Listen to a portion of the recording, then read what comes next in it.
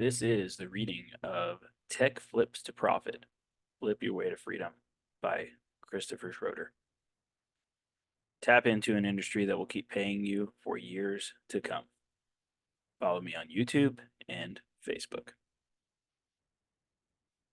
Preface. My name is Chris Schroeder. This book is written from my perspective and personal experience. The contents of this book contain knowledge that I have learned over the 8+ years reselling and in collaboration with mentors that I've had along the way. In 2016 and 2017, I had a major problem going on in my life. I was stuck at my serving job. I was overweight, and I was probably a little depressed as well. Reselling phones, electronics, and other items literally set me free from the 9 to 5 grind. I'm writing this to share the knowledge that I have gained and learned over the past few years in hopes that you will take this knowledge and use it to set yourself free as well. A little about myself. I've coached over 400 resellers, business owners, and repair shops at this point in time. Here's a recent photo of me breaking down my reselling method in front of the repair shop owners at the 2022 Gadget Repair Expo in San Antonio.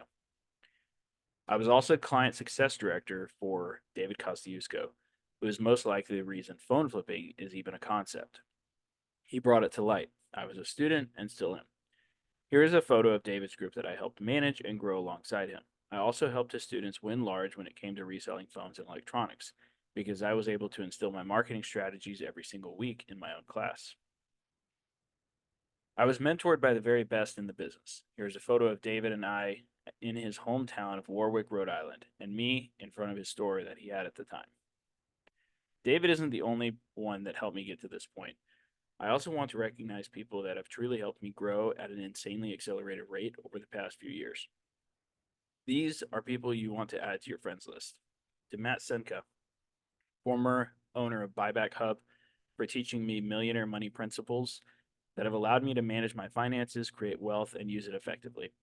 To Feldon Richards Jr., who's a stud in his own right, owner of NYC Phone Buyer, one of the direct buyers for resellers in the States. To Hayden Howard, owner of inventory.com, for helping me realize my own potential to really bring knowledge to a small niche and create a massive impact. And finally, to Landon Stewart, Justin Poulet, Chris Stapleton, and Jaden Easton, for showing me how to deliver information in a way that is an incredible experience for every customer that touches my products. The chapters ahead of you are meant to be taken seriously. You will learn the lesson and the reason why we do things, but then you will also learn how to do them, and that information is meant to be implemented. As you read through the material, you may get confused. Read over that part again. Many times, I hear people say, I'm going to read over the material twice and then implement. Don't do that. That is nearly a guarantee that you will not start. The people that have the most success with this book are the ones that implement it as they read it. To be honest, it doesn't take very long to implement the steps I give you anyway. I want to see you win in a huge way. In the words of Top Gun Maverick and Tom Cruise, don't think, just do. Introduction: How to read this book. This book exists for 2 reasons. Reason number 1, so that you will eventually hire me and my team to help you implement everything inside and help you to truly excel with your reselling electronics. Reason number 2, to get you results in advance so that you'll actually want to do number 1 as quickly as possible. As you'll soon find out, I'm going to be fully transparent, honest, and blunt with you through the pages of this book.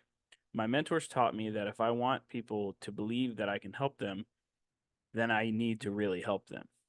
I want to help you. To do that, I've structured the book as follows. First, I want to get an honest picture of where your business is today. That way I can give you specific guidance and advice through this book based on your needs right now. After that, I'll make a case for why starting an electronics buyback business can be one of the best and most important decisions you could ever make to help you achieve all of your future goals and help you end some of the struggles you have with starting a business that actually works.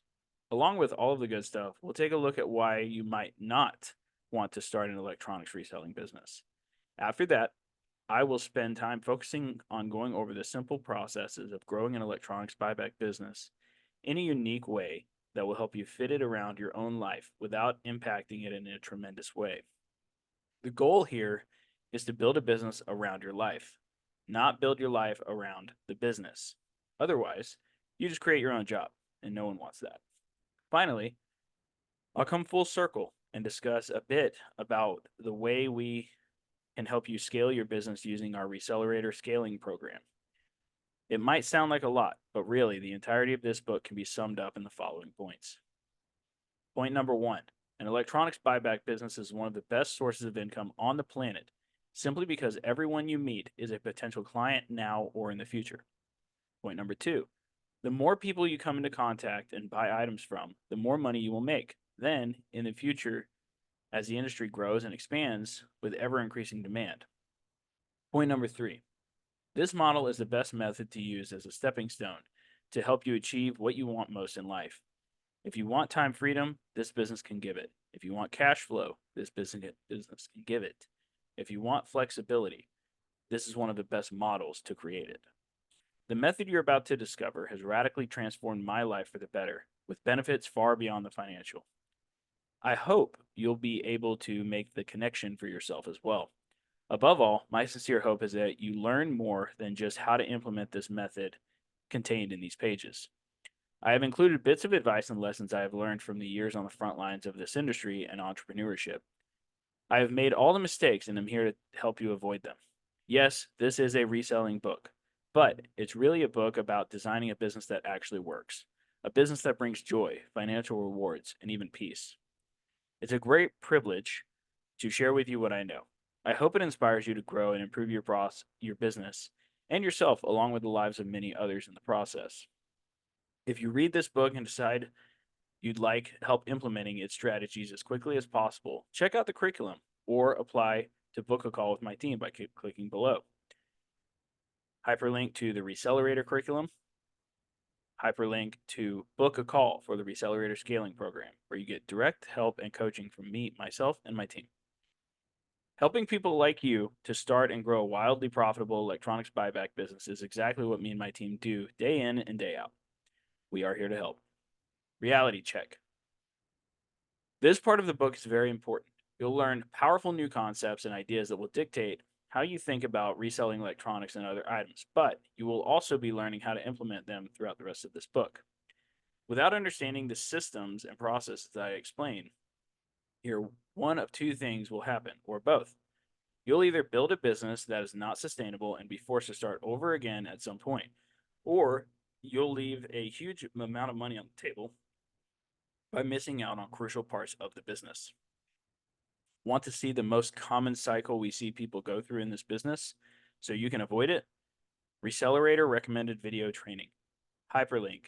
This is why most resellers fail, and it's not your fault. The devil is always in the details, so it's important to consider every word that I put into this book and implement everything that I say. It is ultimately the things that you don't know that will crush you. That's why understanding the foundations area is critical for you to get results. The ideas in this book are part of an overall process you will need to implement. So grab a pen and paper, open up your computer, and let's dig into the 30,000-foot overview of our Recelerator model that is Tech Flips to Profit. Now, allow me to paint a picture of how things can look 6 to 12 months from now for someone who embarks on this journey of reselling phones and electronics. Client case study number 1. Jared hits $5,500 net profit in 6 months flat. Jared was a college student majoring in chemical engineering, one of the hardest professions to get a major in. He was flipping couches at the time to help him get through college with some sort of cash. Jared's problems: can only get so many couches a day, needed truck and storage space, wasn't enough money for the work involved. Like many of my students, Jared was a hard worker, but flipping couches wasn't making him enough money. It was too slow and didn't work very effectively for him going to college. The solution: Jared locked arms with me and my team after being successfully able to implement some of the strategies outlined in this book. He made $1,100 in profit his very first month with just the strategies in this book. He completely abandoned flipping couches and was able to buy, sell, and ship higher priced items daily, which allowed him to grow his business much faster. Jared expanded from just phones to game consoles, and that ended up becoming nearly half of his profit every month. Jared also listens to every word that my head coach Matt and I spoke on about our weekly calls. This win isn't due to me or my team. It's 100% Jared's win. We just helped provide the information for him to win incredibly fast. Here's a photo of Jared where I am interviewing him about his $5,500 in profit month. Client case study number 2. Sean goes from not believing in ads to $11,000 in sales with over $3,000 in profit. Sean already had a reselling business, but he had been trying to get it off the ground for nearly an entire year. He did not believe ads would work for him. Sean's problems. Didn't believe ads would work for buying items. Was afraid he would spend money and not get a return. Was overall skeptical about the process of growing his business. Like many future resellers who come into our world, Sean was incredibly skeptical of paid ads. He has every right to be as well. There are free ads that can be used to generate leads, right? What is the need for paid ads? Well, the problem with free ads is that they are inconsistent. They do not provide a level of certainty that businesses need to grow. Paid ads, on the other hand, allow us this certainty. Solution. We started Sean's ads at a minimal $5 per day. He started getting leads coming in daily. Not a lot, but it was enough for Sean to justify that ads worked and that they brought customers directly in contact with him. We start most people off at $5 a day so they can see the process actually works, and then graduate them up the ladder and move them to $10, then $15, and eventually $30 a day and more. Experienced phone flipper does $9,000 net profit working less hours. Kayla has been killing it with flipping phones for years in Canada. She was doing reach outs all day, every day, and working her butt off to get phones every day. Kayla's problems. She was doing all outbound, which is reaching out on marketplaces. She wasn't doing ads. She was constantly running around town to pick up devices. Like many resellers who start out, she started out by hitting people up on the marketplaces to get devices. It works, but it's truly a numbers game, and you have to get used to the word no, because you're going to hear it a lot. The solutions. We started Kayla off at $5 a day on Facebook ads, and she started getting leads in literally the same day. We then bumped it to $15 a day, and she was having trouble keeping up, so we kept it there for a couple of months. After about a month, we started her Google ads. Ever since that point, her business has been almost entirely inbound leads. Inbound meaning people are clicking her ad and asking to sell her their phone. This was a major shift for Kayla, but it was a big one. So, if you are already somewhat experienced, this model can work very well for you as well.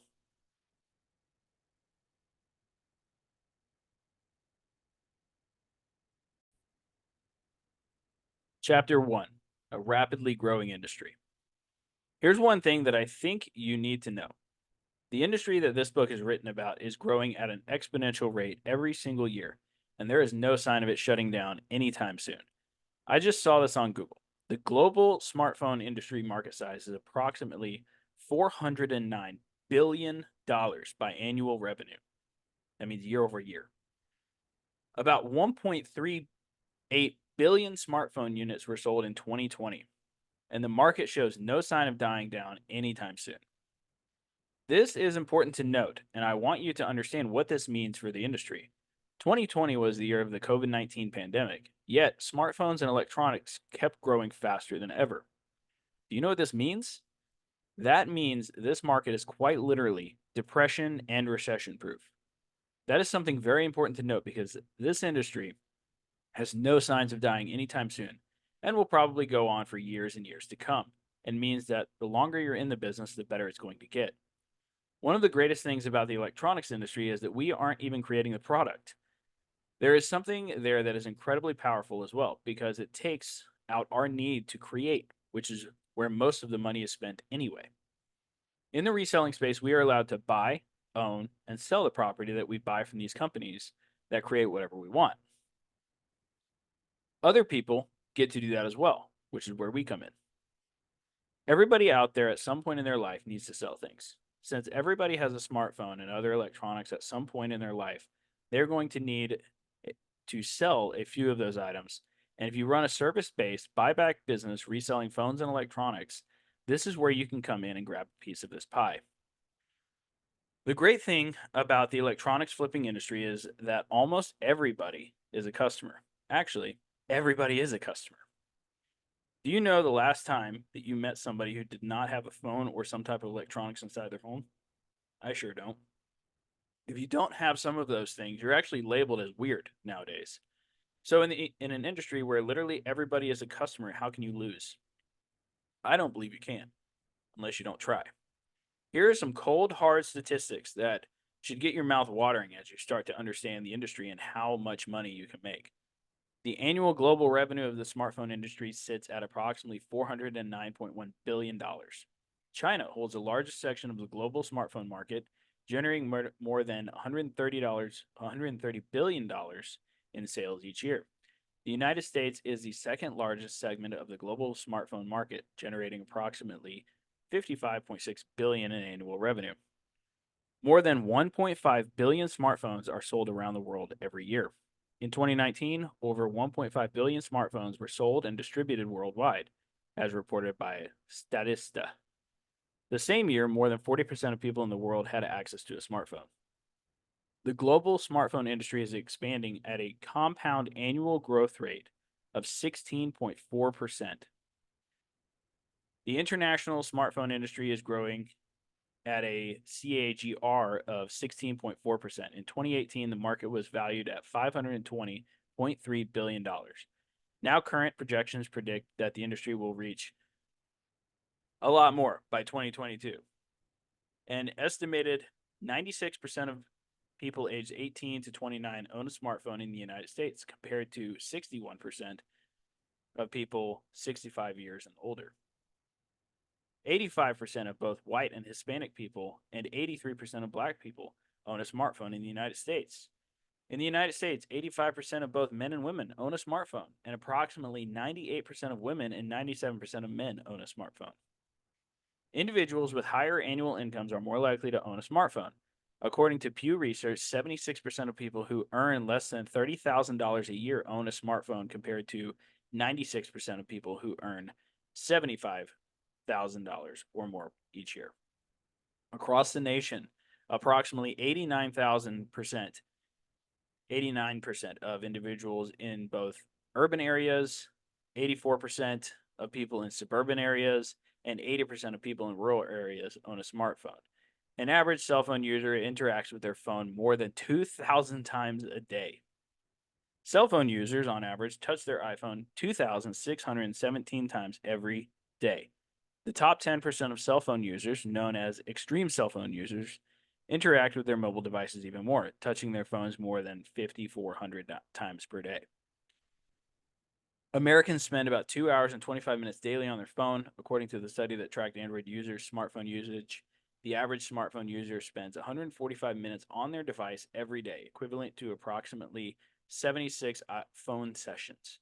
For comparison, a study by Apple found that iPhone users unlock their phone 6 to 7 times an hour and engage in about 80 phone sessions per day.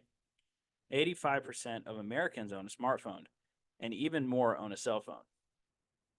According to Pew Research Center, 97% of Americans own a cell phone of some kind, and 85% of Americans own a smartphone.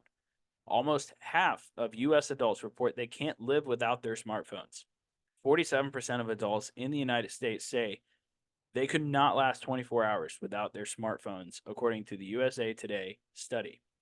A survey conducted by Bank of America also found that 91% of people value their smartphone just as much as they value their car and deodorant.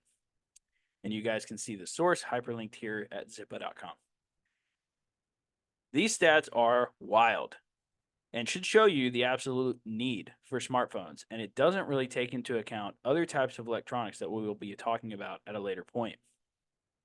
Let's move on to the next part where we go over grabbing a piece of the pie.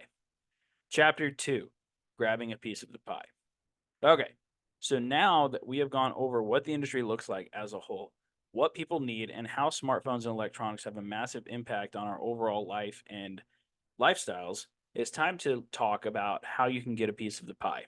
One thing I want you to know about this pie is that it's huge. No one person or company could buy up or control a certain aspect of the market. Apple, Samsung, and other companies like that don't usually buy back their devices as often as you think. This allows for people just like you and me, who are regular, everyday people, to come in and buy used, cracked, damaged items that we can resell for a profit.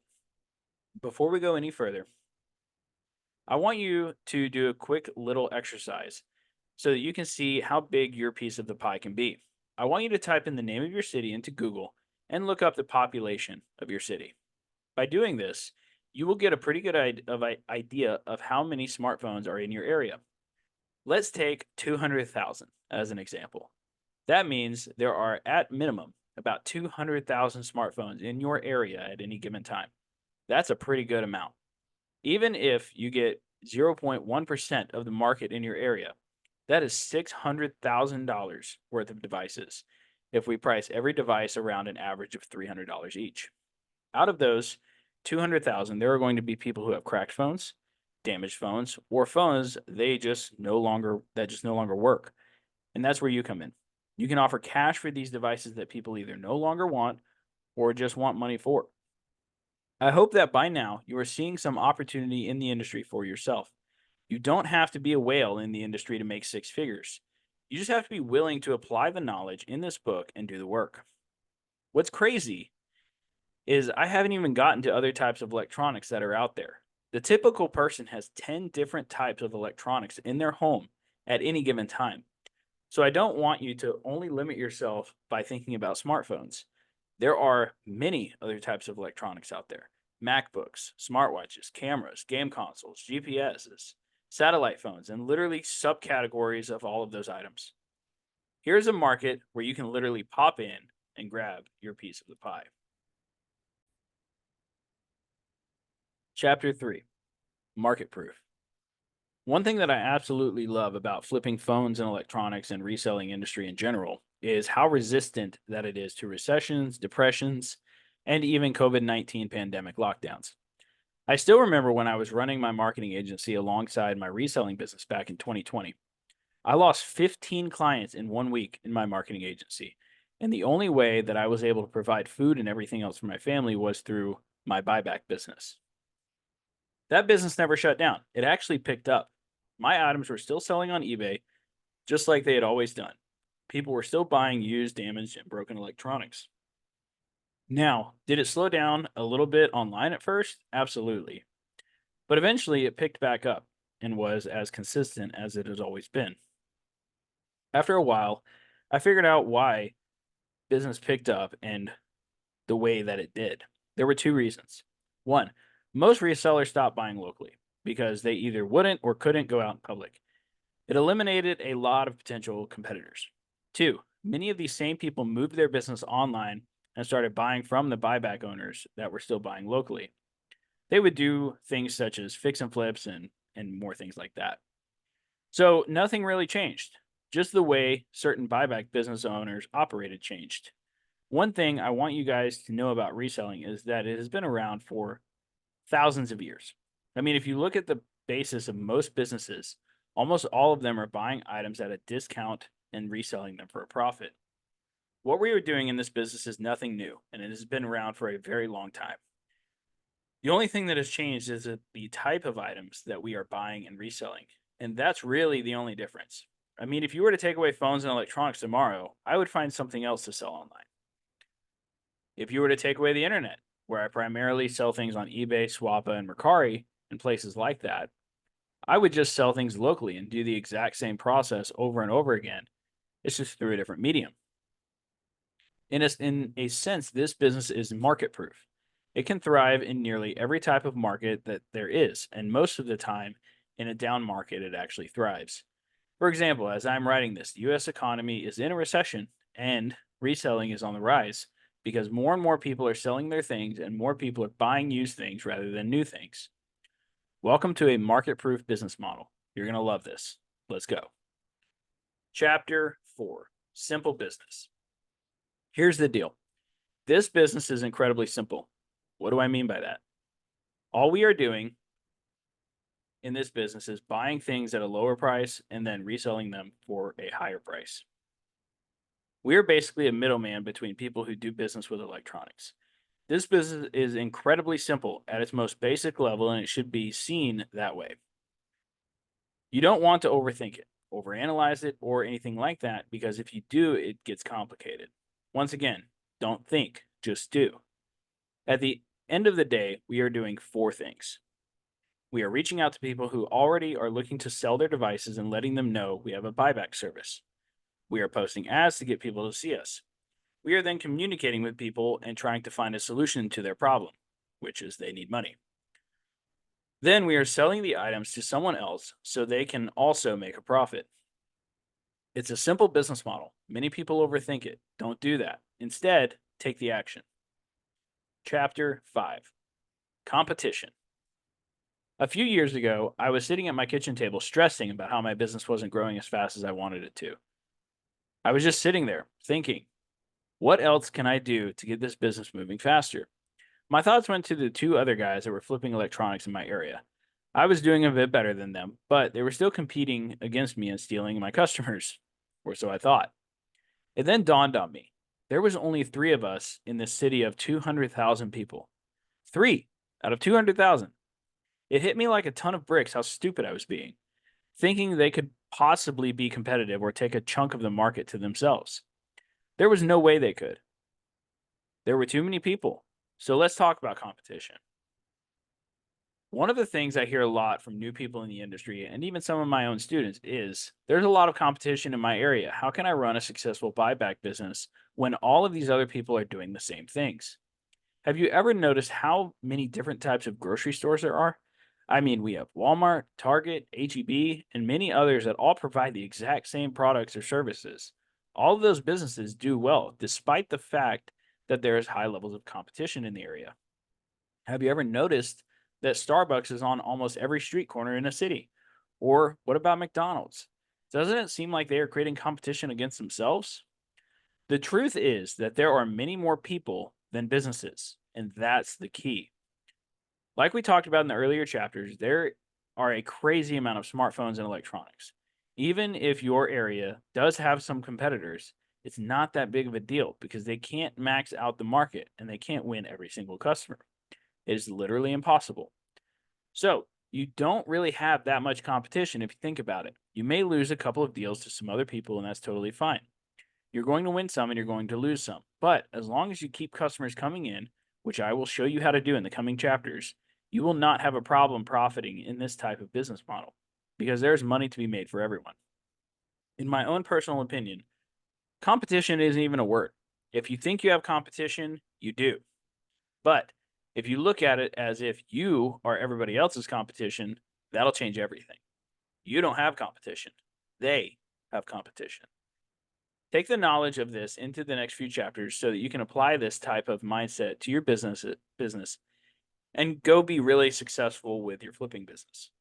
Continue on and get ready to implement. Here is a fun little test I put my students through on a regular basis. Call your competitors and see how they actually do business. Here is what you will find. They will not answer the phone.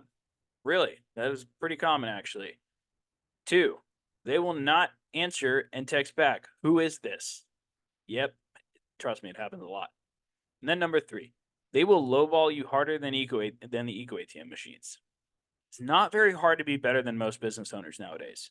If you simply answer the phone, message back in a timely manner, are respectful, and overall a great operator, it is very easy to squash your competition you may have in your area. Bonus content. Listen to this episode of the Marketing Reseller Podcast on why competition doesn't exist. Foundations. Chapter 6. People need money. The underlying truth and reason that this business works is it's simply because people need money. When people need money, there are services provided where people can get money in quick and fast and an easy manner. There are many businesses set up for this as well outside of the reselling business, places like pawn shops and loan agencies that you see all around town. There are so many different businesses out there that offer quick and fast cash because of the underlying things that people need. In a nutshell, this entire business model comes down to us providing money for people who need it. That's it. Once you realize that, it changes everything. Simply because people need you and your services more than you actually need them. At the core root of everything, when it comes to the buyback business, we are providing exactly what they need in return for something that we can make a profit on. That's how the whole reselling world economy works. So, the entire business model can be broken down into literally one step and one ideology.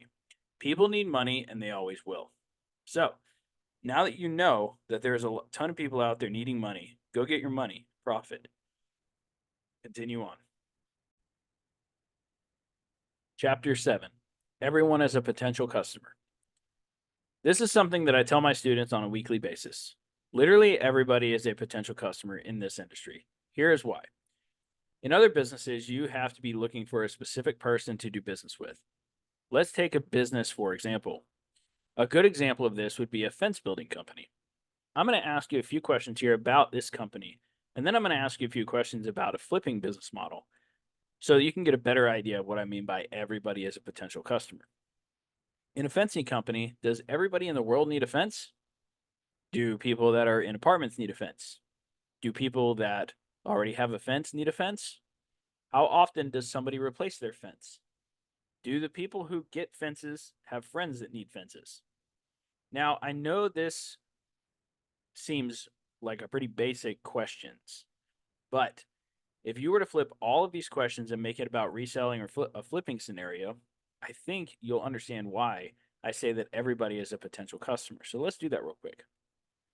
Does everybody need a smartphone and some sort of electronic device in their day? Typically, yes. Do people that already have phones and electronics typically need or want more of them? Again, typically yes. How often does somebody replace their phone or their electronic device? Typically every 6 months to a year. Do people who own smartphones and electronics know friends who have phones and electronics? Of course. Do you see how it gets turned around quite a bit there? This shows that literally everybody that you come into contact with can be a potential customer. Maybe not at that exact moment, but in the future, absolutely. That is why you need to look at everyone as a potential way to make a profit and treat them accordingly. If more people know about what you do when it comes to flipping phones and electronics, you are ultimately going to get a lot more business in the long term. So, now I hope you can see why everyone is a potential customer for you in this industry. Bonus content. Click here to watch my video on why everyone is a potential customer in this business. Chapter 8. The 3 pillars. Pillar number 1, getting seen in the market. So the mainstream trend when it comes down to reselling right now is that you need to go out to garage sales, reach out to people, or search for hours a day online for deals. That's great and all. It makes sense if you're building a business where you buy and resell all sorts of things, but that isn't what we want to do. We focus our energy in one specific industry, electronics.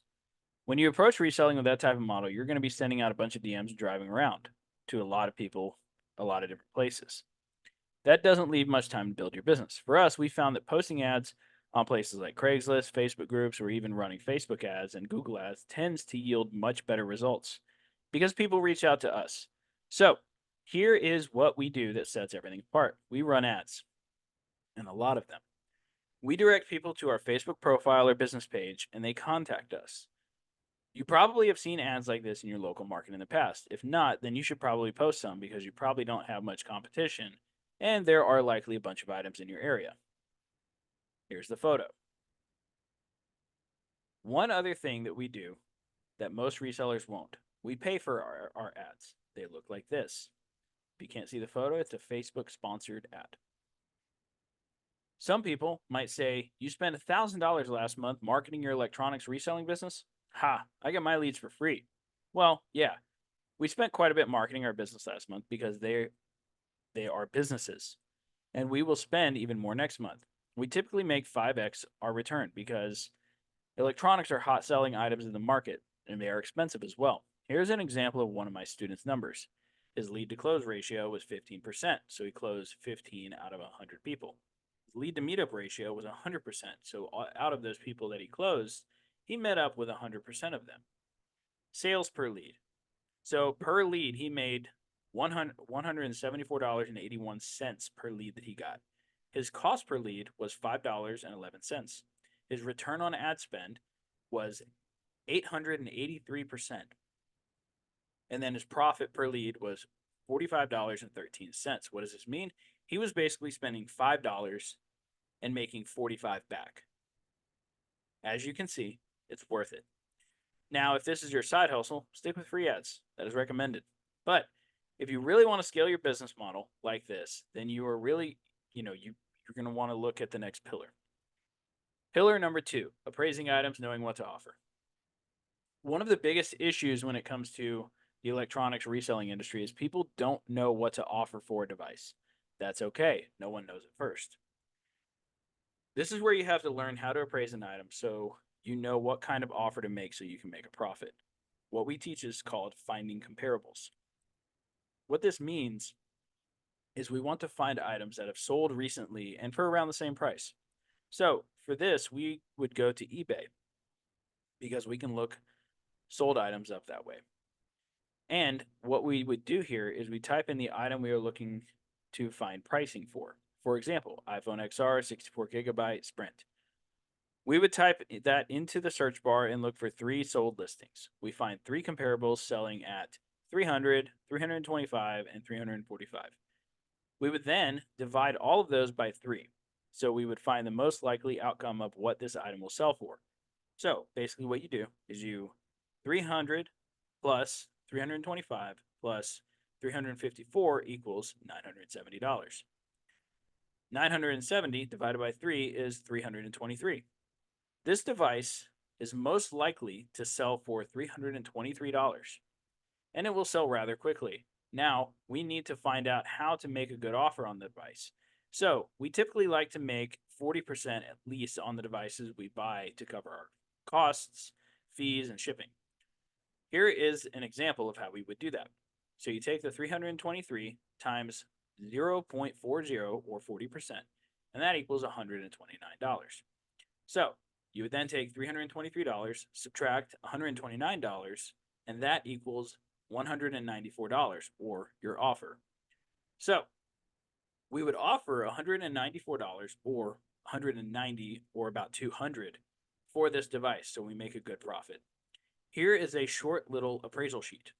So if something is selling for $50, we would want our offer to be about $5 to $10. That way we profit about 40 to 30 to 45 $30 to $40 after fees. Or let's say the selling price is $150. We want our offer to be about $70 to $80. That way we can profit about $55 to $65 after it sells. This is how we determine what we will pay for the items so we can profit from them. We also provide a nice little appraisal calculator that you can try out here for free and keep by clicking here, hyperlinked. Step 3, negotiation. Negotiation is a very important part of this business. The better you get at it, the more you will stand out in the marketplace. You will always need to remember that a customer has a very short attention span, typically 3 to 5 seconds, so make the questions you're asking fast and at a third grade reading level. When we are negotiating with customers, we want to get only the information that is needed to make an offer right away. So, the first things that we want to figure out are 1, the type of device, 2, the condition it's in.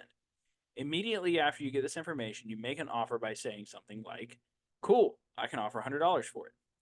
Don't say anything else until they reply. If they don't accept the first offer, then try and get the price that they want from them by asking something like, "I totally understand. How much were you looking to get?" Try and work with them a little. If you can, come up with your offer more than that is if that's an option. If they still don't accept, then ask this question. Have you tried selling it yourself yet? This is a very basic overview of negotiating, but that is honestly the best way. Tips on increasing your closing rate and getting more items. Get more leads. Step 1, Chapter 9, Advertising. What is advertising? Advertising is a marketing tactic involving paying for space to promote a product, service, or cause. The actual promotion messages are called advertisements, or ads for short. The goal of advertising is to reach people most likely to be willing to pay for a company's product or services and entice them to buy. It doesn't really get more straightforward than the definition that I put above. But if I was to make it a little bit more simple, I would say this. We put out photos and words that tell people to buy or use our product or service. There isn't much when it comes to advertising. When it comes down to learning advertising, though, there is a lot to learn. You have to know what type of person you're looking for before you ever start the advertisement. You have to know what words will trigger them to click an advertisement or call the phone number. You have to take into account the feelings that certain people have and the behaviors that they give off. There is a lot that goes into advertising, and when you're learning advertising in the very beginning, a lot of the time you're going to be spending a lot of money learning how to do it correctly, especially if you're starting from scratch. The end goal with advertising is to get people to interact with you, create a conversation between you and the customer, and then decide on whether or not to work together to either give them a solution or to solve a problem. If you can deliver on the front end of what your advertisement says, then you will have business moving forward forever. Chapter 10: Free versus Paid Advertising. When I first started in the industry, free ads were pretty much all the craze. We would post ads on Marketplace, apps, buy, sell, trade Facebook groups, and places like that. Over the years, though, that has slowly been diminishing because Facebook, Instagram, and other places decided that they want more people paying to run advertisements instead of doing it for free. I started noticing this about 2 years into the reselling game, and I started to pivot. I saw that all of these companies were moving towards paid advertising and that was pretty much going to be the future at that point. So I went really hard into it and learned it to the best of my ability and started doing very well with it. And found that there were certain things that were better on the paid side, especially when it comes to things like consistency. You can be a lot more consistent with your numbers when you're paying for the advertising. With free ads, it's very difficult to get the numbers simply because they are kind of all over the place. Now, do I wish that free advertising was still really good? I mean, absolutely. Who doesn't want free leads, right? We just don't live in that time anymore, unfortunately. We have to understand what works now and go with it. We prefer to use paid advertising simply because it is trackable and scalable, and we can also reach a lot more people than we can with free ads. You will be learning a lot more about paid ads in this book later on when we get to the paid advertising section. We will be going over the free advertising because you can still generate some leads that way, but unfortunately is not nearly as much as we used to be able to. Right now, it is one of the easiest times ever to be in business. I remember my father talking about how to advertise back in the day. It was mostly only word of mouth. And that's kind of crazy to think about simply because nowadays marketing is mostly digital. To think that if I was to start a business 30 to 40 years ago, the only way that people would really hear about me is through a phone book or word of mouth. I mean, that's kind of crazy if you think about it. But nowadays we have things like Facebook ads, Google My Business, Instagram, Yelp, and things like that we are able to literally press a few buttons and then are able to advertise. It is just absolutely insane and incredible at the same time. Never before in human history has it been this easy to get in front of people. Quite honestly, we take advantage of that a lot. We take advantage of how easy things can be. And sometimes we get upset when we spend a little bit of time and money to test things and they don't work. I think that's kind of silly because back in the day, our fathers, grandfathers, and grandmothers spent hundreds of dollars on ads that might not even work. So don't take for granted the times that you are living in. In this business, it usually costs us $1 to $4 to get a lead. By any other company's standards, that's insane. So take advantage of that. Be grateful for the times that we live in because these are some of the best times ever to be in the marketing space and in the reselling space. This is probably the best time in history to start a business. Chapter 11: Lead Generation is Key. The title for this chapter really says it all. Lead generation is the biggest thing that you need to grow your reselling business. Lead generation, or conversations as I like to really call it, is the currency of your entire business. However, I'd like to pose a question. What is a lead? In the words of Alex Hormozy, a lead is simply someone who we can contact. A lead can be a friend, a family member, a stranger. In this specific business of buying and flipping electronics, I have found 5 specific ways to generate leads. 1. Reach outs, outbound or cold DMing. Facebook and Instagram, which I like to call interruption marketing. Google Ads, which I like to call behavior based marketing. Google My Business and Google Places, behavior based marketing again. And then number 5, repeats and referrals. The more leads that you generate on a daily basis leads to more conversations, and the more conversations that you have leads to more devices that you can end up buying through negotiation. But it all starts with lead generation. If we don't generate leads, then we can't generate conversations. And it's really as simple as that.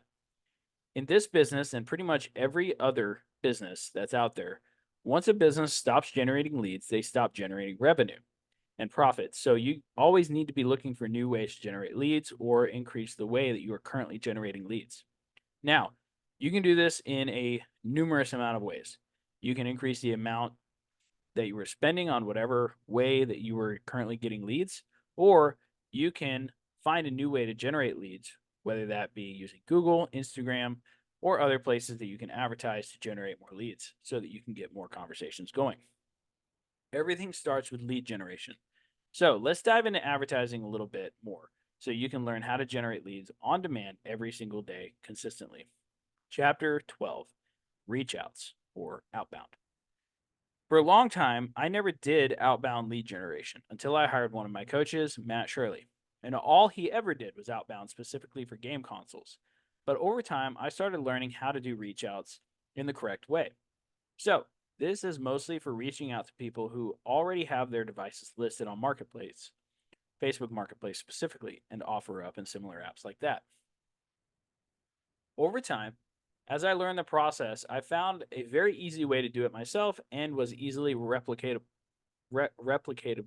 and it had proven results where I was closing roughly 3 people out of 100. Now, I know 3% may seem low, but this is a free way to get leads, and it does work if you put in the volume. I want to start off by saying that you are going to get told no a lot, and that is okay. All we are doing is planting seeds and hoping some of them come back to harvest. So, there's a very specific message that I like to send people who already have their devices listed for sale. This is the message that I send. Hey, I run a company that buys used and damaged iPhones, MacBooks, iPads, smartwatches, cameras, game consoles, VR systems, and more. If I were able to pay you cash today, would you take a lower price? So, using the table below, let's say we send this message to 100 people. All of the red dots here are the no's, the FU's, etc. The greens are the yes, I will sell the device. So if you can't see this and you're on audio only, there is a table with 3 dots in it out of 100 red. As you can see, this is quite a normal amount of closes for someone who might be quite new to the space. Volume negates luck every single time. If you are willing to put in enough volume, it is hard to not get a deal within your very first few days. Now, here's the greatest part about this. Let's say you follow up with a couple of those leads that told you no over the next couple of days. A lot of the time, the market humbles these people. This basically means that no one is reaching out offering to buy it, or everyone seems like a scammer wanting to meet them in shady places, etc. So you reach back out and simply say, hey, wanted to check in. It popped up on my feed and I noticed it hasn't sold yet. Are you still trying to sell it? This is called a follow up. This is what will set you apart from all the other weirdos trying to buy their item. A few will realize that you are a serious buyer and that you will buy their device quickly and without hassle. You also give off professionalism. When you follow up with a few of those initial leads, the table starts to look more like this. For those of you that are on audio, there is now 1, 2, 3, 4, 5, 6, 7 green dots out of the 100. Seems simple enough, right? That's where most people miss the mark, though. They don't follow up. If you want to take it a step further, you can also check out their seller profile and make offers on items that they may have. This is a super ninja move. It works really well for getting people to sell multiple items to you, which in turn makes you more money. Now, a crazy part here is that a lot of the time, once you start learning how to value items, you will start seeing opportunity everywhere on the marketplaces. How do I know this? Because I've seen it firsthand.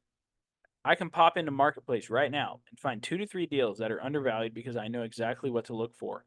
Once you learn the skill sets that are provided in the rest of the chapters, it will be hard for you to not notice deals. It's similar to buying a car, and then you start seeing the same car everywhere on the highways. It works the exact same way with opportunities to buy once you know what to look for. Chapter 13, Craigslist ads. Craigslist is one of the oldest digital advertising platforms on the planet. It was also one of the very first places that I was introduced to when I started flipping phones and electronics myself. Craigslist still works. I still post on there from time to time and I get leads. So I'm not saying it doesn't work, but it doesn't work as well as it used to. And that is simply because Craigslist is getting older and it's mostly used by an older generation. It has also been inundated with a lot of spammers and scammers and things like that. So it kind of fell out of popularity between a little bit when it comes to advertising on their platform. You also have to pay for their services on Craigslist now, which made it a little bit better. But honestly, I still get more leads from Facebook and Instagram advertising. But for those of you who want to start off this business with free ads, there is a way that I'm going to be going over and detailing below that you can start with Craigslist and how to post your first ad. Craigslist Posting Quick Reference Guide. Aim to post 2 to 3 ads on Craigslist per day. Best free sections to post ads in: for sale or wanted by owner, community, local news. Another one is paid sections to post in: for sale, wanted by dealer, which is usually $3 for services, and then mobile repair is also $5. Do not use these words in your Craigslist ads, or it will increase the likelihood of an ad getting flagged or an account ban. iPhone, finance, bad ESN, stolen, iCloud lock, locked passwords. Start posting ads with no pictures first before trying to include pictures in your Craigslist ads. Once you get to 10 ads or more, you can start trying to post ads with pics. Craigslist cheat code method. Find another ad in the wanted by owner section for buying items such as I buy junk cars or I buy vintage collectibles.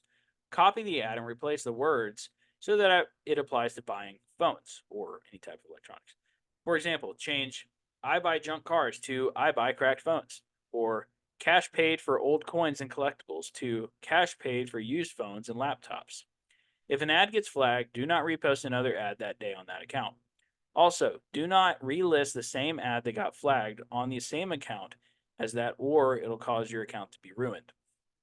Do not copy the sale ads or other phone ads in your area, as Craigslist will think you are posting in multiple places. Use the Craigslist cheat code method to create new ads easily that will be more likely to stick. Try to have 2 to 4 accounts if possible to decrease the chances of ads getting flagged. Ads will get flagged once in a while. Just wait until the next day and post some new ones until the cheat code using the cheat code method.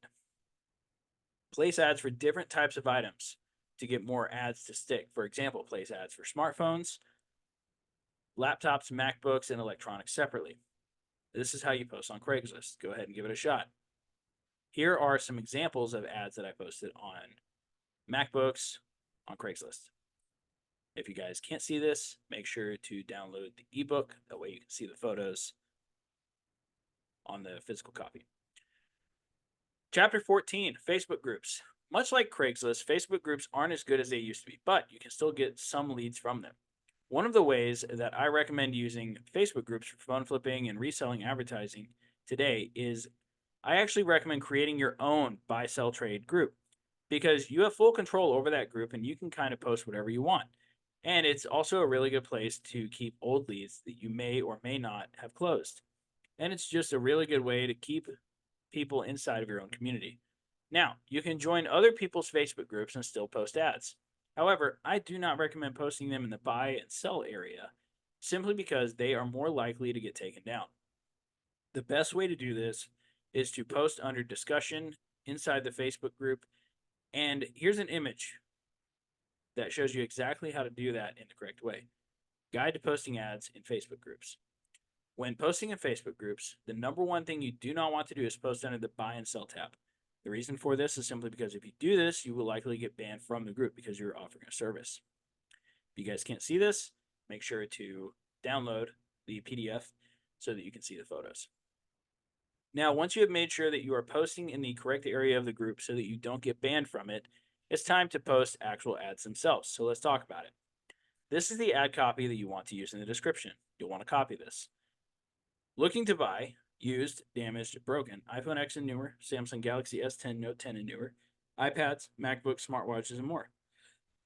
Now, you also want to post a different photo in every single group that you posted, and I recommend posting at least 5 to 10 a day. However, to avoid getting to spam, but you want to get notified and you want to use different photos every single time so that it doesn't alert Facebook to you spamming a group or multiple groups at the same time. Once again, Facebook groups aren't as good as they used to be due to Facebook for lowering the reach of Facebook groups and forcing us to do more paid advertising. But it is still a good place to get started and you can get your feet wet. And I hope that you are able to post some ads and I hope that you are able to get some leads to kickstart your phone flipping or reselling business.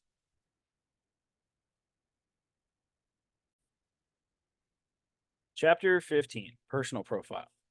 One of the absolute best ways to utilize personal profiles is by consistently uploading or making posts about what you are buying. One thing that I really like to do that shows people that I can resell phones and electronics is I actually take a selfie photo with people that I buy from. So after I buy an item from somebody, what I typically end up doing is I will simply just ask them, "Hey, do you mind taking a selfie with me so that I can post it on my business and my website and things like that?" Most people are like, "Yeah, that's totally cool." And they also sometimes leave me a review on Google. But one thing that I really like to do is post those photos on my personal profile. That way it shows that I'm actively buying phones and electronics. I've earned quite a good amount of business this way because it builds a lot of trust with my personal friend audience on places like Facebook and Instagram and even YouTube. Not too long ago, at the time I'm writing this book, I had someone ship me a Nintendo Switch, and then I sent him $150 after it was delivered. I ended up making $120 in profit on that Nintendo Switch. That profit came from a post that I did on my personal profile that had some game consoles in it. So, this is how you can use your personal profile to generate leads for you where people might even ship you devices, especially if they are friends with you already. This is just one way that you can use your personal profiles to generate leads in business. Here are a few examples of this so that you can realize how simple it is. And if you're on the audio, there are some photos in the PDF. Using photos like this will generate you business from friends, family, and strangers. Utilize the tools you already have at your disposal. Chapter 16, Facebook and Instagram Stories. Using your stories to buy phones and electronics. This is one of the best ways that I've also utilized my personal profile to generate more leads.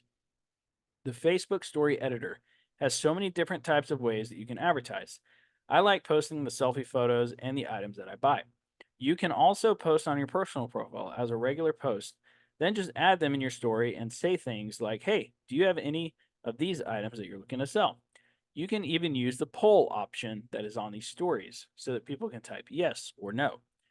Whenever people type an answer like yes into the poll, you can then reach out to them and be like, "Hey, what are you looking to sell?" This opens up a conversation that could possibly turn into profit for you. Start using your stories to generate money. Chapter 17, the best place to create hundreds of ads. What I'm about to tell you guys is going to be incredibly simple, but at the same time, the simplest things are sometimes the best info you need to know. The best place to get ad photos or create ad photos is from places and marketplaces where these devices are being bought and sold. So, for example, if you were going for photos of cracked phones, I highly recommend going to eBay and going to the search bar and typing in iPhone 13 Pro Max cracked screen. You are going to be inundated with a crazy amount of photos that you can then screenshot and then use to create ads. This is best to do if you don't have any ads already. And if you want to create new ones that you can then take your advertising and see if they work within your local area. You can also use places like Mercari, Swappa, and even Google Images. You can get very creative on the photos that you find, and here are a couple of photos below that I'm going to give you guys to kind of show you what you can do and so that you can create the photos. Typically, what I do is I will screenshot or download the photo from the internet unless I have phones at my house. Then I will use the Facebook Story Editor to create the actual ad and then just save it to my phone so that I can use it. I know this seems really, really simple, but once again, a lot of us don't think this simply. So, this is how you can create literally thousands of ads and then take them to the market to test them and see how well they work in the market. Go create some ads and take them to the market. Check it out. Once again, if you want to see these photos, download the PDF file of this ebook and you will be able to see them.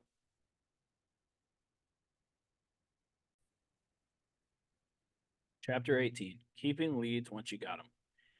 Once we start getting leads, we need to have a way to keep those leads. This is something that a lot of resellers do not do.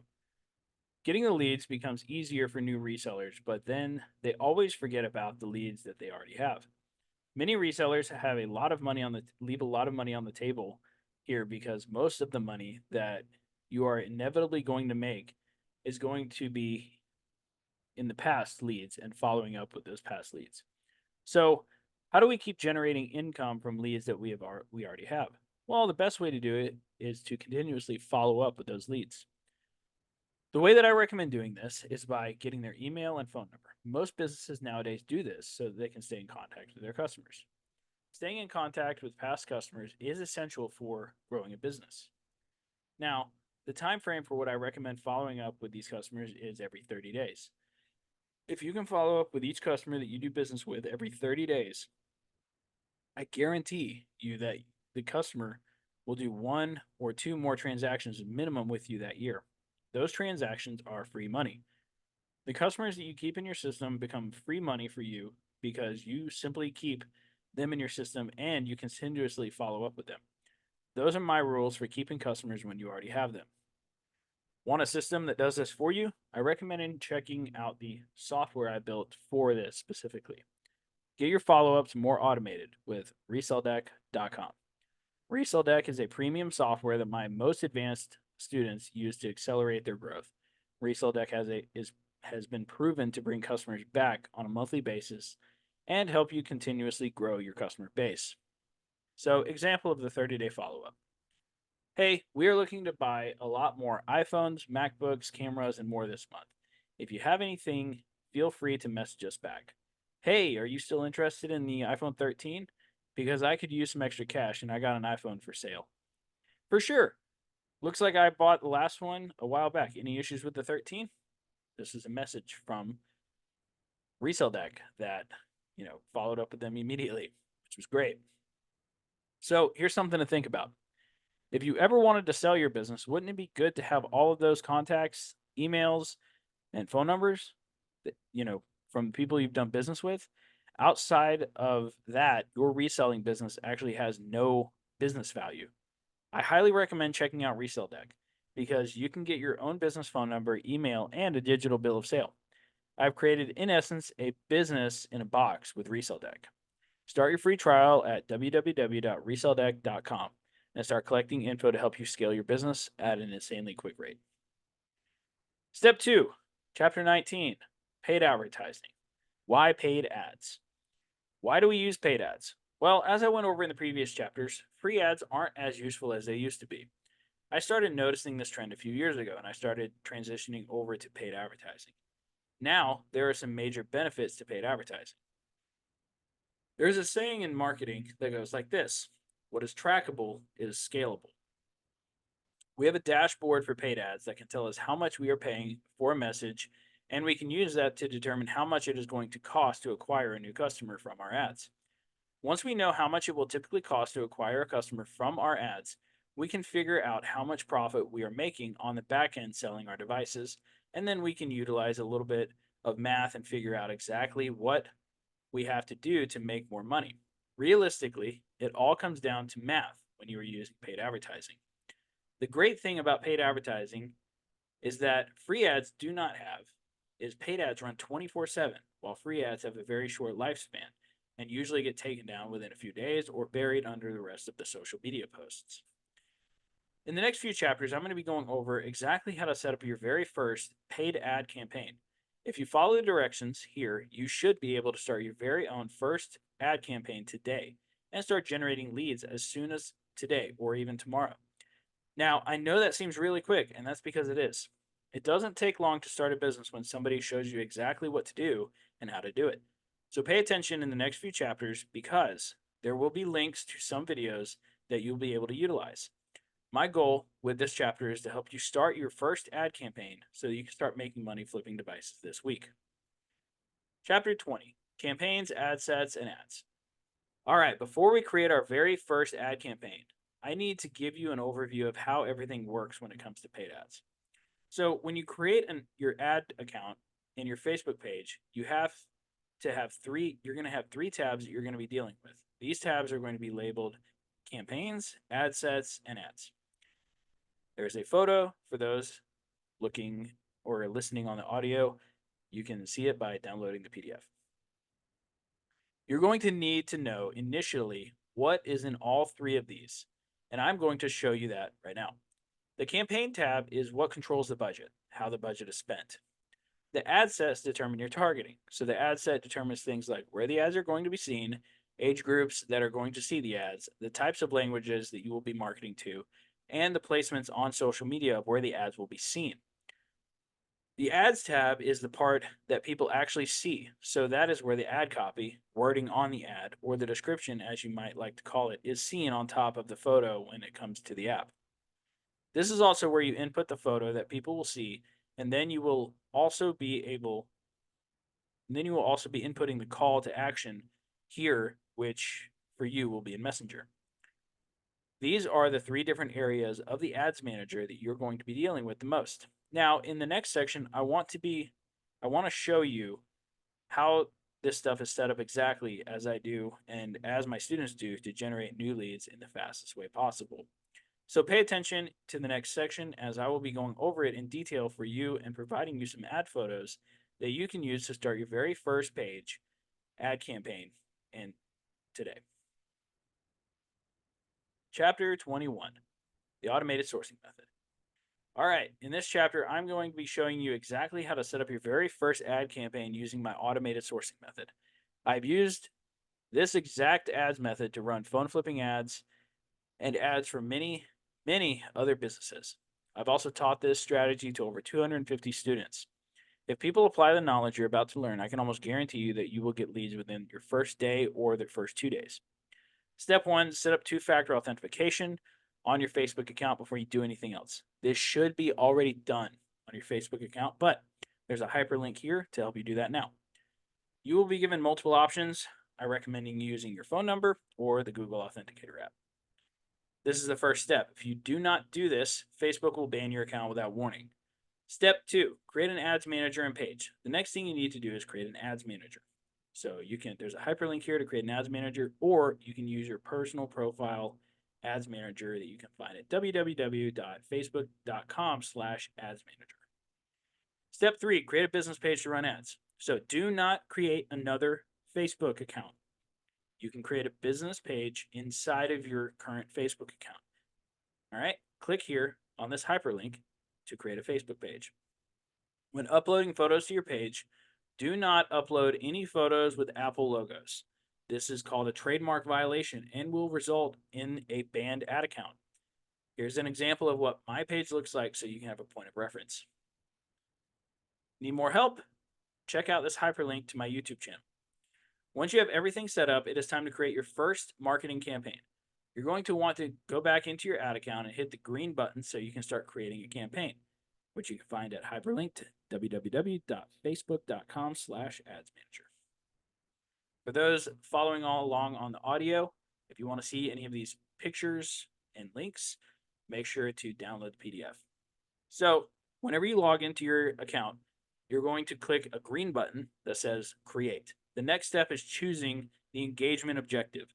I know you're probably thinking we need to choose leads. Don't do that. You won't actually get any leads. The next part is choosing your budget. I recommend starting off with $5 a day to get your feet wet. First, you want to choose the option to turn on Advantage Campaign Budget. Make sure to turn that on and set the budget to $5 a day. The next thing you need to do is update the ad set. Below is the succession of how to do that. Make sure you use Messenger as your destination. Then you need to choose your Facebook page. It may already be chosen for you. The next part, choose your city and use a 25-mile radius. For your very first campaign, keep the age group at 18 to 65. Also, make sure you're targeting both genders. Photos below in order to show what to do. Once again, if you are listening on the audio feed, download the PDF of the book and you'll be able to see these.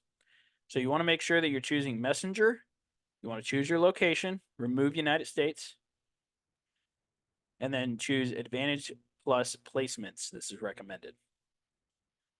Congrats. The next part is the ads. This is the part that people will see. Once you get the to the ad creation part, you need to upload some photos. You can click Add Media and upload 5 photos. Make sure they do not have Apple logos. The next thing you will need to do is get an ad copy and a headline to go with it. So you can copy the ones I have here. Once again, if you are on the audio feed, make sure to download the PDF of this book. That way you can get the ad copy. And the ad copy says this: Hey, League City, we pay cash for phones. We buy new, used, cracked. Most conditions considered. We can pay cash the same day, safe transactions every time. We love buying more than one device from every person. Looking to buy iPhone X and newer, Samsung Galaxy S10, Note 10 and newer, MacBooks, iPads, Apple Watches, game consoles, and more. And then the headline is sell a device with a phone emoji. The next thing you need to do is create your messaging template. It will start off as new conversations, and you want to click edit so that you can create your own replies. Once again, photos are in the PDF version of the book. Once you edit, you want to replace the default buttons with the ones in the photo below.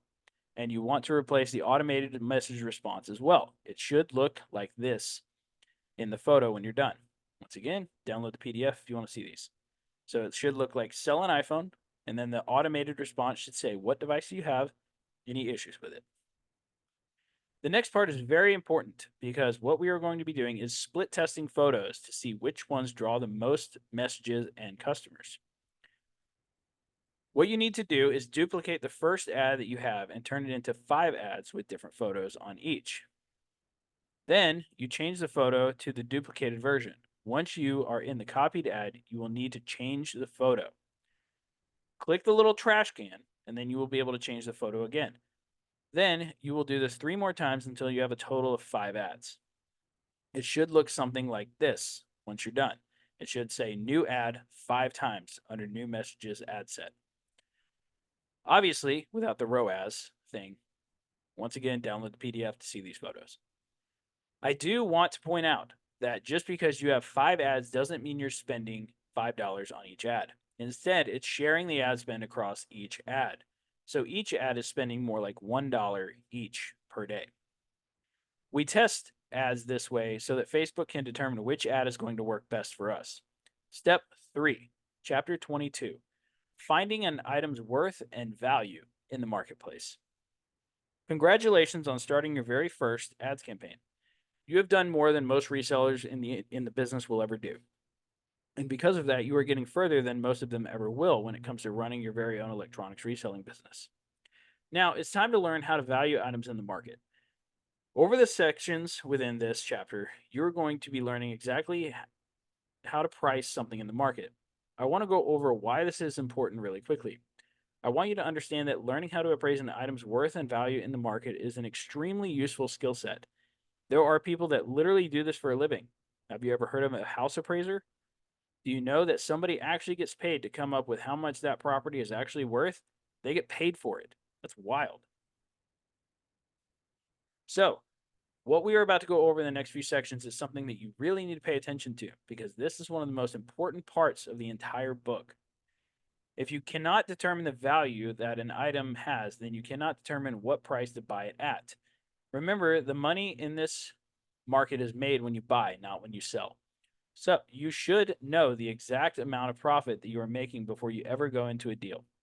So keep in mind as you go through the next parts of this chapter and sections because it's important. Chapter 23, the market determines the value. There are hundreds of millions of items being sold every day on various marketplaces and across the world and in the United States. There are markets like eBay, Mercari, Swappa, and literally hundreds more. A lot of people think whenever they list an item that they are going to get the price that they listed for.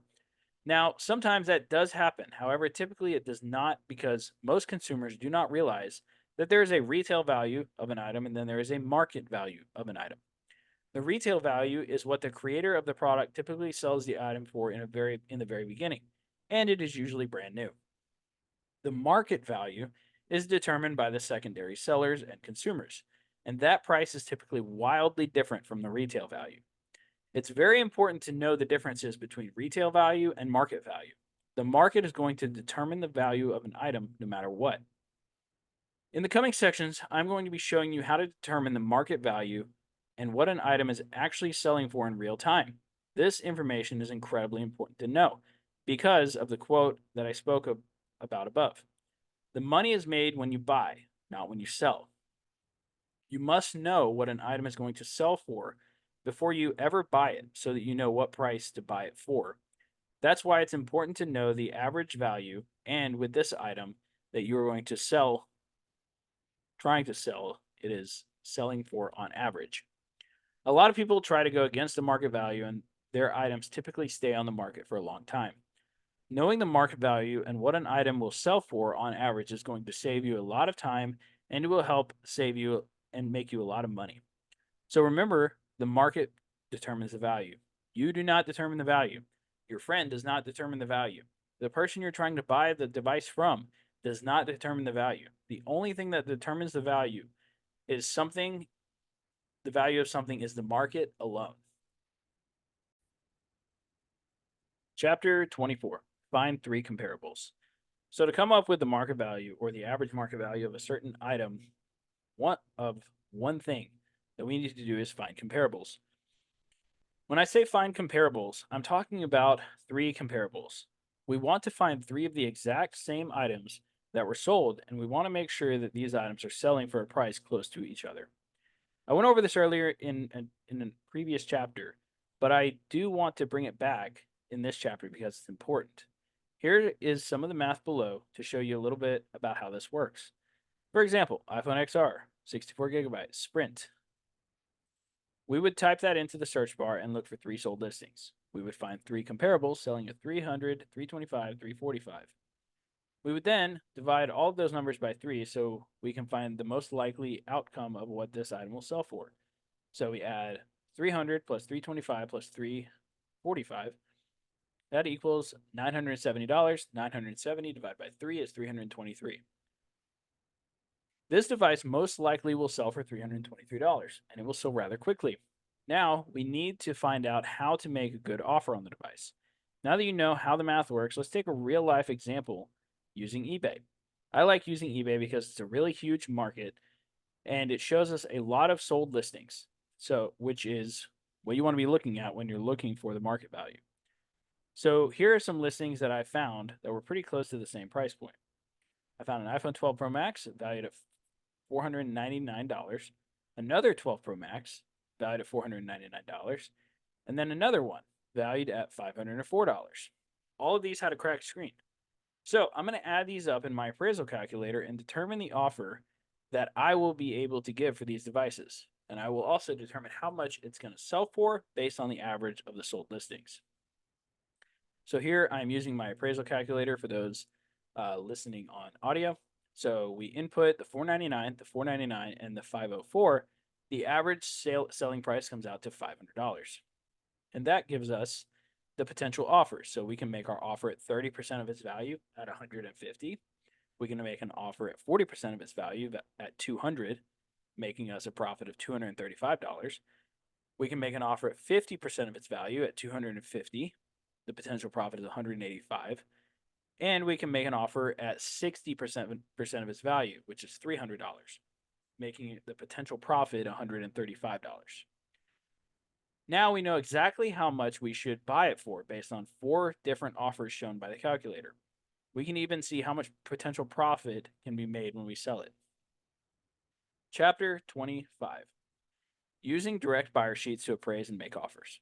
When it comes to using direct buyers to appraise items, that actually makes it even easier than appraising on eBay and other places. It's easier because direct buyers have a set price that they typically buy certain devices in certain conditions for. So here's what we're going to do. We are going to use the same calculator that I showed you guys above, and I'm going to give you access to a direct buyer spreadsheet that you can then use to determine what price you should pay for a device. Now, this calculator also has a direct buyer price sheet calculator on it.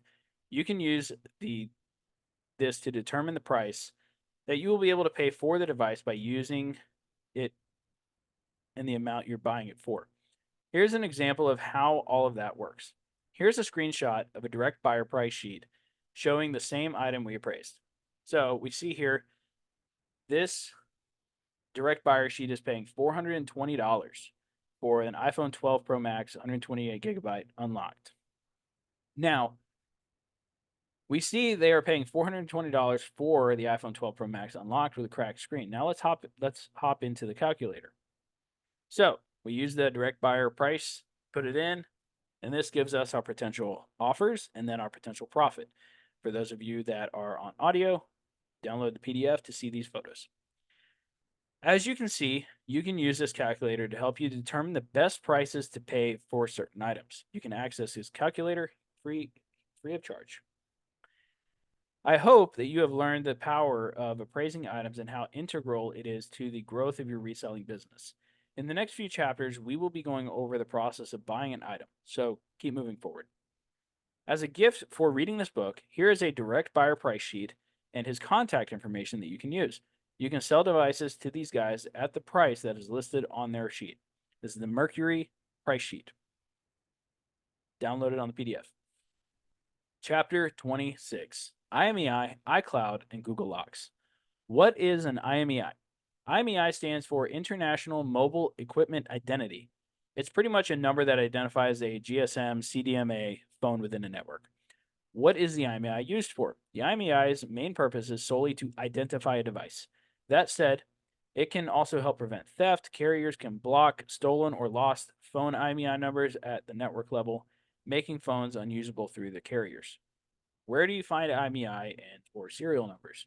So you can dial star number 06 number into the dial pad of the phone, or you can go into the settings, general, about, scroll down, and it's 15 numbers long. Pull out the SIM card tray, and it's located on the SIM card tray, except on iPhone 14 and newer. And then for those listening on the audio feed, there's photos here in the PDF that you can see how to do all of this. The IMEI checkers that we use are sicw.com and imeicheck.com. What is blacklisting? Blacklisting is when a device gets reported lost or stolen. An individual company has put the IMEI on the global blacklist system. Why do phones get blacklisted? When a device is blacklisted, it's either because the phone has been reported lost or stolen, or its account has an unpaid balance. This works via a numeric identifier. Most phones have called an international mobile, basically an IMEI. What does blacklisting look like on an IMEI check? Here's a SICW report for one that is blacklisted. It literally says blacklist status, reported, stolen, or lost.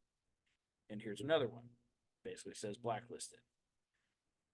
You want to avoid blacklisted phones because it is illegal to buy a device or anything that is reported lost or stolen. What is a bad ESN?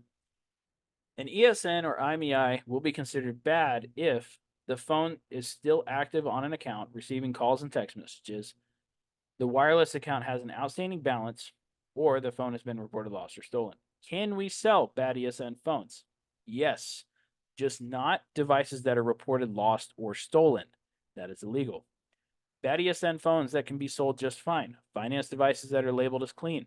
Carrier locked devices. Phones that are blocked but not reported lost or stolen. Unpaid bill phones, usually labeled as blocked. Can finance phones be sold? Yes, here's why. When you sign up for a service term or monthly installment plan, your carrier extends you a line of unsecured credit. As a result, the carrier cannot repossess your phone, and you can sell your phone. Even if you still owe money on it, you will still have to pay your monthly installments after selling the phone, though. If you want to get out of your contract, you can take the proceeds from the phone sale and use it to pay off the phone's remaining balance. Source, bankmysell.com. What is iCloud and Google Lock? iCloud Lock is only on Apple devices. You can check for an iCloud Lock on SICW or just make sure to erase the phone when buying. Below is what an activation lock or iCloud Lock looks like. Click here for a video that shows you how to erase an iPhone. Google Lock is only on Android devices. If you erase all devices before buying, you will not have to worry about iCloud Lock or Google Lock. Below is an example of a Google Lock device. You can click the hyperlink here for a video on how to erase a Samsung or other device. Erase all devices before you buy them to make it easy and make sure you don't buy anything locked. Note, when a customer says my phone is locked, ask these follow-up questions. Is the device iCloud or activation locked or locked to a company like T-Mobile? Or is it just a PIN lock? Most people do not know the difference between these locks, and this question can help us delineate between them. Course of action, aka you can make big bucks knowing these. iCloud and Google locked. Cannot buy, probably stolen. Can ask the customer to contact Apple and Google and get it reset. Company locked. We can buy the device. Let's just assume it is financed or BADSN and buy it as such. Best to create an offer using the Mercury buyer price sheet. PIN code locked with iCloud on. By far, some of the best money-making phones. Simply ask the customer to pop out the SIM card tray and send the IMEI to you. If the iCloud is on, ask, do you know the iCloud information by chance? If they say yes, walk them through how to remove their iCloud remotely. How to remove iCloud remotely with photos. Download the PDF to see them. 1. Tell the person to turn the phone off and then follow these steps laid out below. You can send these images to them. Once they confirm they have removed it, wait a little bit and recheck the IMEI. If it is removed, congrats, you can now buy it. PIN code locked with iCloud off. Buy that because it is money. All you have to do is reset the device when you get home using iTunes. Download iTunes on Mac or PC. Use this great walkthrough video on how to fully reset an iPhone in DFU mode. Hyperlink to a YouTube video on the PDF. How to avoid buying stolen items. Use a bill of sale, check the IMEI, trust your gut. Script. Awesome. When you come, please make sure the device can be erased and please bring a valid ID for the bill of sale. That's it. Can't wait to earn your business. Chapter 28. Detailed steps for buying items. Establish the make, model, and carrier of the item. Establish the condition of the item. Agree on a price for an item with the customer. Agree on a safe and secure place to meet. Verify the ESN or IMEI number by using sicw.com. Make sure the Find My iPhone app is turned off if applicable. Same thing on Samsung's. Inspect the condition of the phone to verify it is the same as described. Make sure to restore the phone to factory settings before giving cash. Ask for ID and have the customer sign a bill of sale and give cash. Count money to pay the customers and then recount money in front of the customers. Give the cash and also a business card. Thank the customer for their business. Step 4, Chapter 29. What is negotiation? Negotiation is broken down into two people working together to come to an agreement on something. A lot of people look at negotiation as more of a battle of wills. But if you take a different approach with negotiation, you find that it's more about solving problems and coming up with solutions than anything else. If you come at negotiating with that type of approach, you will be much more successful when you are negotiating with people. Another thing I'm going to touch on is don't try to lie when you are negotiating or try to mislead somebody, because that really can throw negotiations off. And I'll be getting into that in the coming chapters. But as you go on to the next few chapters and learn more about negotiating, I want you to keep in mind that negotiation is just two humans communicating to come to an agreement or solve a problem. Chapter 30. Get used to the word no. No. You're going to have to get really used to hearing that word because you're going to hear it a lot. I am just giving you a warning now. In this business, and really any other business that deals with any type of sales or negotiation, it's going to involve a lot of the word no. A lot of people are scared of hearing the word no, but I want to address this a little bit. When somebody says no, that doesn't really mean that their answer is going to be no. In this business, the price that somebody wants for their device and the price that they are willing to take are two very different numbers. Read that again. The word no is more of just a negotiation starter than anything else. Many people will stop when they hear no the very first time, and I'm going to be talking about why that should not deter you from continuing on in the conversation. No is just the beginning. Remember that as you read through the next few chapters, you'll understand at the end, and you'll actually be much more excited to hear the word that word because you're going to know and be equipped with exactly what to say to deter whenever somebody says no to you. Chapter 31. People are attached to their items. One of the biggest reasons that we have to negotiate on price with people is because people are attached to the items that they buy. Money has an emotional attachment to it. When somebody purchases an item, they typically get attached to the item that they spent money on. I'm sure that you have items that you were attached to because you spent a lot of money on them. When somebody goes to the Apple store and spends $1,000 to buy a brand new iPhone, they are making a very emotional decision.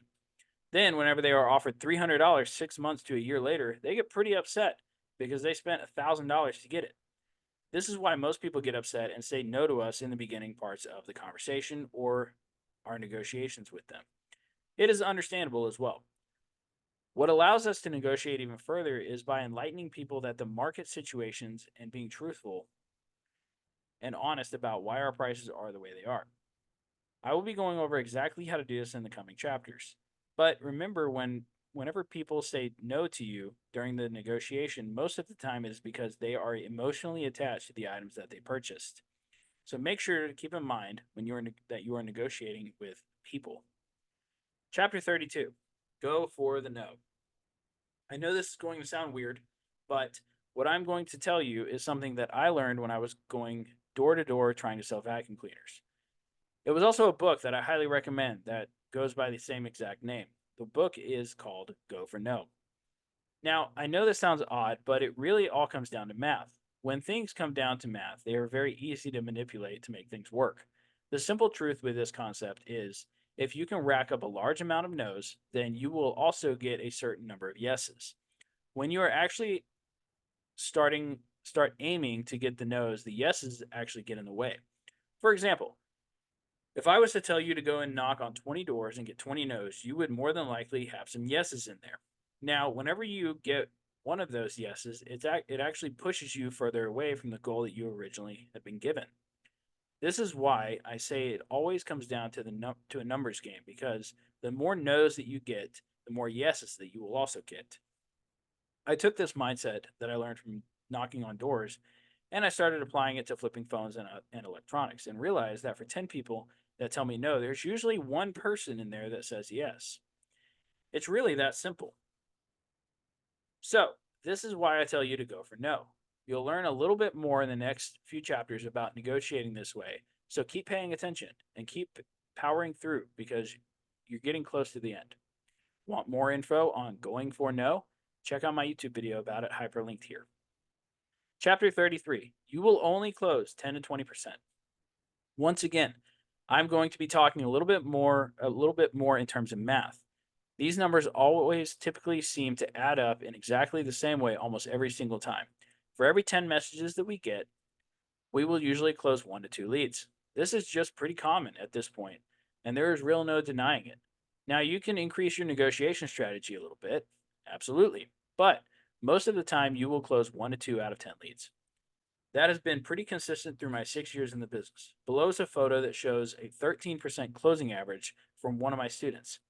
This is very normal. One way that you can increase your closing average is by doing phone calls. Now, that does take some skill with negotiation and work with communication with customers, but you can increase your closing average by anywhere from 20 to 50% when you're doing it over the phone. But in this book, I am mostly speaking on the side of messaging because I can guess that you aren't at the point where you want to take phone calls. But if you do, I encourage you to do so. So get out there, take some no's and some of the yeses that will come with it and make some money. See you in the next chapter. Chapter 34. Blame a third party. When it comes to negotiation, you never want the reason that you can't go up higher on a price to be your fault. This was one of the greatest lessons that I have ever learned to this day, and I use it in multiple different industries at this point. Using a third party as blame for why you can't increase your offer is a very powerful way to negotiate. Let me give you an example. If you were to say no to me and all I said back was, sorry, I can't pay more for the phone, would that convince you to sell your phone to me? Probably not. What if I said this? Hey, unfortunately, I can't pay that price due to where the prices are for it in the market right now, but I can pay blank and I can pay cash today. Which one sounds better to you? It's probably the second one. I'm blaming the market in that example. You can also blame things like the new iPhone is coming out soon, which is true because you're not lying there. There's always a new iPhone coming out. You can also blame things on your buyer. I do it all the time. Unfortunately, my buyer isn't paying very high prices for these models right now. This is how you blame a third party. This is one of the most powerful tools you can use in your arsenal when you are negotiating. Chapter 35. Don't fire all of your bullets at once. This is something that I go over with my students just about every single week when we do a call. Now, when I say don't fire all of your bullets at once, I'm simply meaning don't take all of the tools that you have in your negotiation belt and give them all at the same time. What are these bullets? So, it is a series of questions that I personally use to anchor people on a certain price. And then at the end of all the questions, a lot of the time they understand the price that I'm willing to pay at the end of the negotiation. A lot of phone flippers will ask all of these questions that they need all at once and leave no room for negotiation whatsoever. For example, a typical phone flipper will ask, what phone is it? Any problems with it? How many gigabytes does it have? What company is it with? What's the battery health percentage? They will ask all of these questions at once. I'm going to tell you something right now that is incredibly important. You don't need to ask all of those questions to make an offer. You only have to ask two questions to make an offer. Those two questions are, what phone do you have? Are there any problems with it? If you just ask those two questions, you can get almost all of the information that you need to make an offer because you can just appraise it at the lowest level gigabytes and as bad ESN. You don't need any more knowledge to make an offer. However, when somebody says no, you can then ask the question, I totally understand. How much were you looking to get? Then they can give you a price if they want. Then you can ask, I totally understand. Can you tell me what company it's with? If it's unlocked, it can be used for any company. Oh, it's unlocked? Sorry, I didn't realize. I can actually do blank. If they say no after that, you can then ask, how many gigabytes does it have? If it has more gigabytes than the base level gigabytes, oh, it's 256 gigabytes? Sorry, I didn't realize that. I can actually do blank. If they still say no, and you can move on to this question. What does a battery health percentage look like? If it isn't 100%, it's 93%. Looks like I can actually do this price. To recap on the bullets and in order. First two questions. What phone is it? Any problems with it? Bullet questions. What company is it with? Is it paid off? How many gigabytes does it have? What's the battery health percentage? Now you have all of these questions at your disposal, and the person is anchored at the very first price that you offered them. Now, you've gone up in price multiple times, and you will absolutely close people by using this method. So, that is my bullet negotiation strategy when it comes to negotiation. Don't fire all your bullets at once because you could be losing out on devices that you could negotiate for. The flip side to this is, let's say you appraise an item at the lowest gigabyte, bad ESN, etc., and it ends up being a 256 gigabyte and unlocked. Then you just created more profit out of thin air for yourself and given the person the price they were happy with. Take the bullets and use them how you see fit. Chapter 36, Tell the Truth. One thing that I tell my students a lot and coach them on is when it comes to negotiation is to tell the truth. I know this sounds weird, but it's incredibly powerful and you will close a ton of deals and earn a lot of business this way. I'm going to share with you some screenshots here shortly so you can see what I mean. But if you're having a particularly difficult time with a customer, I encourage you to tell them the truth. Sometimes I will take it as far as telling somebody exactly what something is selling for, and then I will tell them exactly what I have to buy it for. That way I can make a profit. See, what some phone flippers out there don't realize is that people aren't dumb. People understand that we have to make a profit doing what we do because that is how business works. By telling the truth on exactly what we are going to do with the item, or what we're going to sell it for, and even the reason for the price that we're giving when we're buying it, we are giving the customer reassurance that we are good business people. Here are a couple of examples below of me closing deals while being completely honest at the same time. You can see these photos by downloading the PDF. Not to mention, you can go to sleep at night thinking that you're a great business owner and that you're doing the right thing by your customers. Going to sleep with a clear conscience every night And knowing that you did business in the right way is incredibly empowering, and it will help you get along with your journey as a reseller. Bonus content. Want to see this in action? See this hyperlink video of me closing a lead live while telling the truth. Chapter 37. A no today sometimes means yes tomorrow. A no today sometimes means yes tomorrow. What I mean by this is you should be following up constantly with your leads, even the ones that tell you no. Most of the time, people are going to tell you no with the first interaction that you have with them. But later, some might come back and take you up on the offer. If you're a reseller in the industry already, you know that this happens pretty often. But if you can get ahead of them instead of waiting on them to come back to you, you can make a lot more money. You see, most of the money in this business is in the follow up. Literally, thousands upon thousands of dollars are left in our messages. If we can harness the massive amount of leads that we generate and squeeze every little bit of profit out of them as possible, that would come in and amount to literally thousands upon ten thousands of dollars. So it's important to follow up with leads that you already have contacted with and try to make more money by interacting with them again in what is called following up. Remember, a no today sometimes means yes tomorrow. Chapter 38, the scheduled meetup model. This is one of the greatest models that I have ever implemented into my business to date, simply because I used to be like most resellers, running around town all day long trying to pick up devices and getting ghosted almost daily by people. It wasn't fun. My wife and my first son were at home while I was out running around town all day.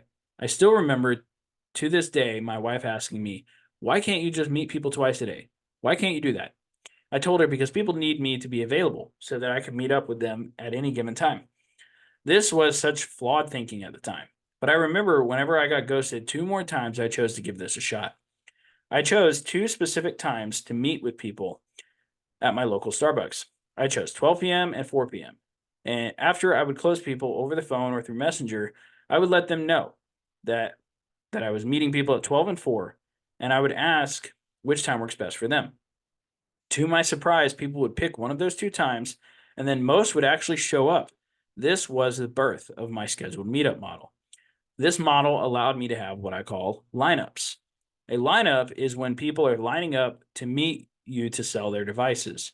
Once you have a lineup for the first time, it is a tremendous feeling.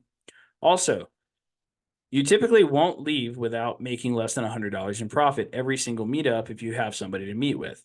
So I encourage you to use my scheduled meetup model. It works very well if you put it to use, and it will save you hours of running around town and into other cities to buy phones and electronics. I have hundreds of students at this point who use this model, and they absolutely love it. Go out there and use it. Bonus content. Want more info on the scheduled meetup model? Watch this video hyperlinked here. Also, check out this testimonial from one of my best students who implemented this model and changed her entire business.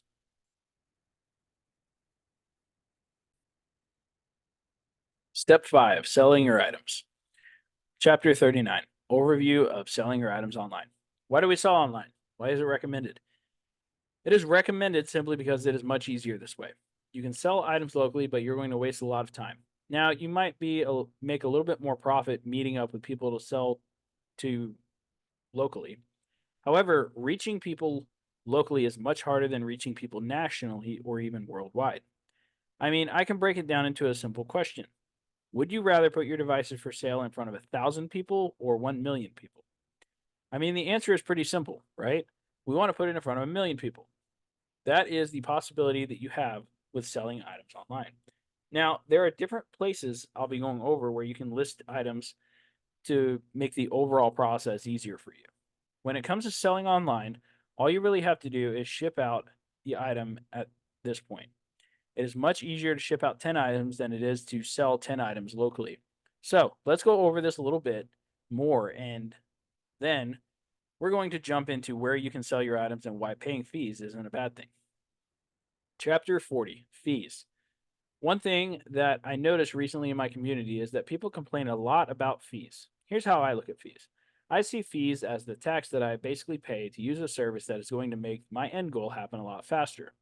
Now, If you have a new account on eBay, you're typically going to be a 13% fees to sell that device or item. Now, if you're selling a one off item that you probably won't be buying and reselling more, that's probably better to not sell online and accrue that 13% fee. However, if you are selling a lot of the same item, that fee can actually help you because by paying that fee, you are selling items faster and in more volume. I have no issue with paying fees because everything that I buy, I know exactly how much profit I'm going to make after the fees and shipping when I buy it. If you know exactly how much profit you're going to make before you ever buy an item, then fees aren't that big of a deal. At that point, fees just become a tax write off on your taxes, which at the end of the year actually helps a lot. So, I don't want you to look at fees as a bad thing, like most people do, because all fees are simply paying a company for a service that helps you sell something faster and get in front of more people. Now, let's get into some of the other places that you can sell items. Bonus content. Want to know a little bit more about fees? Check out my YouTube short on this topic. Chapter 41 eBay. At the time I'm writing this, there are 185 million active buyers on eBay and only 19 million sellers worldwide. eBay is a very large company. The great thing about eBay is you can sell almost anything on it. A smartphone sells every 4 seconds on eBay, and electronics every 10 seconds. One of the greatest things about this generation that we are living in is the fact that we have access to companies like eBay where we can just post an item online and somebody will buy it. I mean, come on, think about that really quick. That is absolutely incredible because all we have to do after we get paid is ship the item. That's it. Now, when you are selling a phone or electronic on eBay, there is a certain way to do it, and I do want to go over that. You need to know how much you're going to be selling the device for, which you should already know based on our appraisal section in the book. The way you want to list an item on eBay when you want to take 4 to 6 photos and then you want to have a bulletproof description. Then you want to use the option buy it now with immediate payment. This is important because you want to get paid immediately. If you don't have this enabled, when somebody can purchase your item but not pay you right away, and we don't want that. We want to get paid upfront and quickly. Chapter 42 Swappa. Swappa is a fantastic site where you can list clean ESN and paid off items like unlocked phones and other types of devices like that. The great thing about Swappa is there's only a buyer's fee and a seller's fee. The fees are a little bit less than eBay, and you also get paid immediately through PayPal. I like Swappa because I can usually profit a little bit more on an item than I can through eBay or from a direct buyer. You can also find sold listings on Swappa. Swappa overall is a great place to sell if you don't have an eBay account or a Mercari account, but it is mostly a place where you can sell clean ESN devices. Chapter 43 Direct Buyers. Direct buyers are really nice to have. Direct buyers can usually pay you immediately, and then you ship out the phone the next day, or you can ship the phone and then wait to get paid. Overall, though, they give pretty good prices for items that you are looking to sell, and they can pay pretty quick. If you're in need of building up capital quickly, I would definitely recommend using direct buyers just due to the fact of how quickly you can get paid and you can have access to your funds relatively quickly. Bonus content Mercury Price List. Chapter 41 Mercari. Mercari is a marketplace very similar to eBay, and I believe it's actually owned by eBay. A few things that I see sell better on places like Mercari or things like game consoles and bad ESN phones and things like that. Overall, Mercari is a fantastic place to sell your devices if you don't have access to eBay. The fees are relatively similar. The only downside that I see when it comes to Mercari is you have to wait until the device is delivered and then you get rated before the funds are released. That's the only downside that I see to Mercari. But other than that, it's a very good place to market that you can buy and sell if you don't have access to eBay, direct buyers, or Swappa. Chapter 45 The Mini Streams Method. The mini streams method is a term I use to show people how to create multiple streams of income inside of your electronics reselling business. Many people start this business with just phones. That is totally cool, by the way. But there's a ton of other items that you can buy and resell for a profit. By learning how to buy and resell other items, you can create more profit for yourself. What other types of items can we buy? Well, here's a pretty good list. MacBooks, smartwatches, cameras, GPS, satellite phones, power tools, iPads, tablets, PCs, and literally so much more. By adding all of these different items to your arsenal of buying, you can create way more profit for yourself. This, in a sense, is a way to create multiple streams of income inside of your reselling business. Everyone is looking for multiple streams. Well, here's one. Just use your reselling business as the conduit, and you have money coming in from other items. Most of the time, there is nobody out there buying these items as well. Take the mini streams method and apply it. Below are the top 10 electronics we recommend buying. The top 10 electronics to buy and resell in 2024. iPhones. Top models to buy: iPhone 8, iPhone X, iPhone XS, XS Max, iPhone 11, all series, 12, all series, iPhone 13, all series, iPhone 14, all series, and then iPhone 15 most recently. How to buy them. You can buy iPhones in a variety of different ways. We buy them used, damaged, unpaid, balances. We do not buy them iCloud locked or blacklisted, though. To attract people to sell us iPhones, we run ads that look like this. See the PDF for the photo. 2, MacBooks. MacBooks are special kinds of laptops that are really good and have a lot of value. They are made by a company called Apple, which makes other popular things like iPhones and iPads. The reason why MacBooks are so special is because they last a long time and still work relatively well even when they're old. This means that people who buy MacBooks can use it for a long time and still get their money's worth. This makes them fantastic for reselling. Top models to buy: MacBook 2014 Pro and Air through MacBook 2023 Pro and Air, and any ones after that. How to buy them. You can buy MacBooks in a variety of different ways. We buy them used, damaged, and even if they have no power. We do not buy them iCloud locked. To source them, we use ads, and we target iPhone users or a general population audience to attract them to sell. Oculus Quest. Have you ever heard of something called virtual reality? It's where you put on a special headset and feel like you're in a different world. It's really cool. Well, there are these special sets where you can buy. They come with a headset and other things that you need to use it. We call these VR sets. Recently, there's a new VR that has come to the market and it's really popular. It's called the Oculus Quest. We've been buying these sets for about a year now and selling them for more money. Flipping Oculus Quest has become a really good way to make us money. Top models to buy: Oculus Go, Oculus Rift, Oculus Rift S, Oculus Quest 2, Oculus Quest Pro, and then most recently, the Oculus Quest 3. How to buy them. You can buy Oculus Quest in a variety of different ways. We buy them used, damaged, and even if they have no power. To source them, we have usually been reaching out to people on Facebook Marketplace, OfferUp, Craigslist, and places like that, and offering a little bit lower than the asking price. Many people aren't listing them crazy high, which has led us to being able to come in and offer a bit lower and snag them up. To sell these, we use the part out method. We simply sell the controllers and the headset separately to squeeze more profit out of the items. VR gaming systems. Have you ever heard of something called a Valve Index or maybe an HTC Vive? Probably not, but they are virtual reality headsets that let you experience different worlds and games. These are high end. These are similar to the Oculus Quest, but also different in their own way. We call these things an umbrella of their own because they are like a group of things that are similar but not exactly the same. Even though these things are not exactly like the Oculus Quest, there are still some things that are similar. For example, they have all the things you need to wear on your head to experience virtual reality. They also have similar controls that you can use to interact with the virtual world. We think that it's important to learn about all these different types of things because they are becoming more and more popular. And if you want to make money by reselling them, you need to know what they are and what makes them special. Top models to buy. Outside of the Oculus Quest, there are many other VR systems. Many are also much more expensive, which means there is more profit to be made. Number 1, Valve Index. Number 2, HTC Vive. The one above is the Valve Index. This is like the gold standard when it comes to VR. I purchased the whole kit for $610. The headset alone sold for $420 used. The rest all ended up selling for $1,040.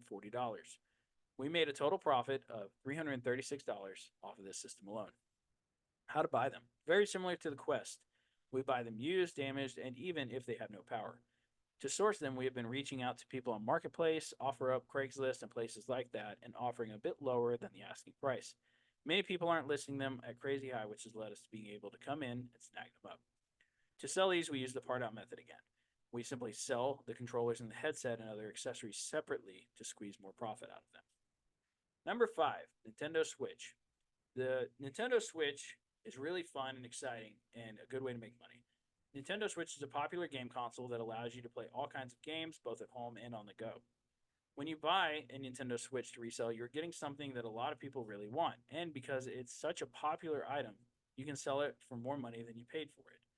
But reselling Nintendo Switches isn't just about making money, it can also be a really fun way because you get to be a part of the gaming community. Another fun thing about reselling Nintendo Switches is that there are always new games and accessories coming out. This means you can keep up with the latest trends and buy new things all the time. So, if you love games and want to make some money at the same time, reselling Nintendo Switches might just be the thing for you.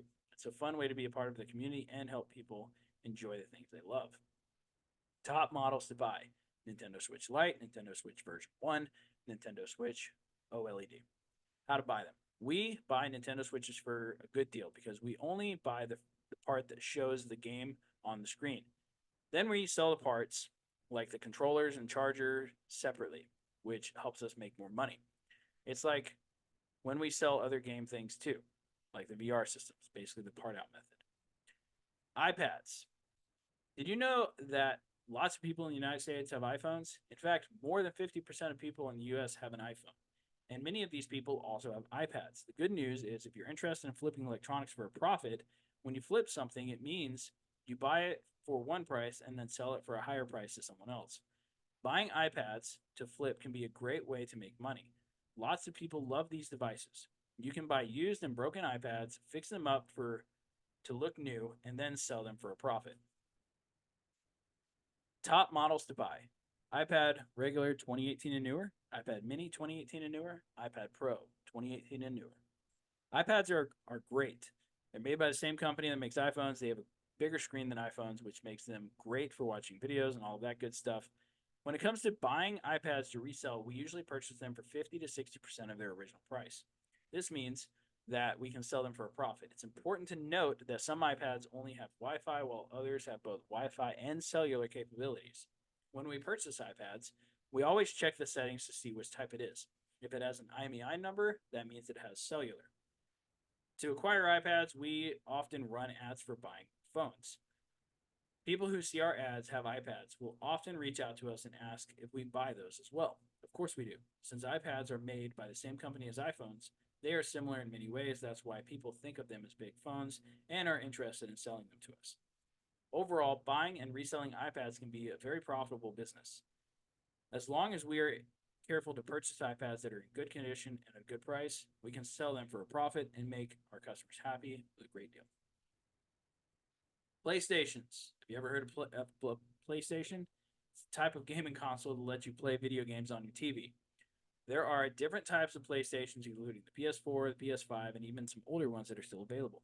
When it comes to reselling electronics, PlayStations are a great item to buy and sell. That's because they often come with extra things like games, headsets, controllers, and more.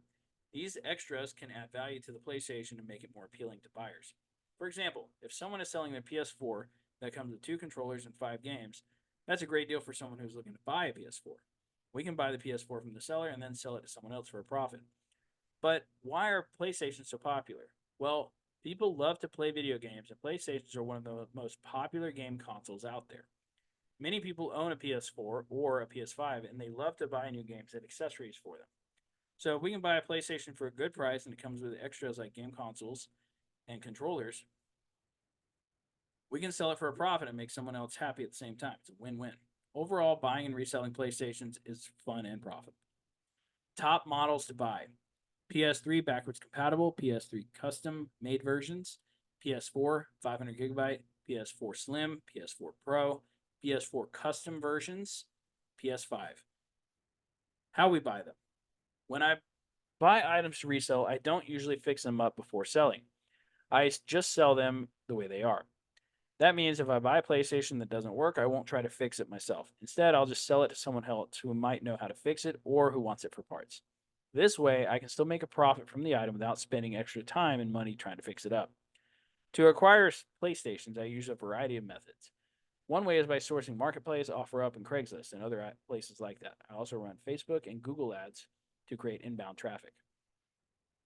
People will message me from my ads with items that they are looking to sell. See the photo below for an example of an ad I might run.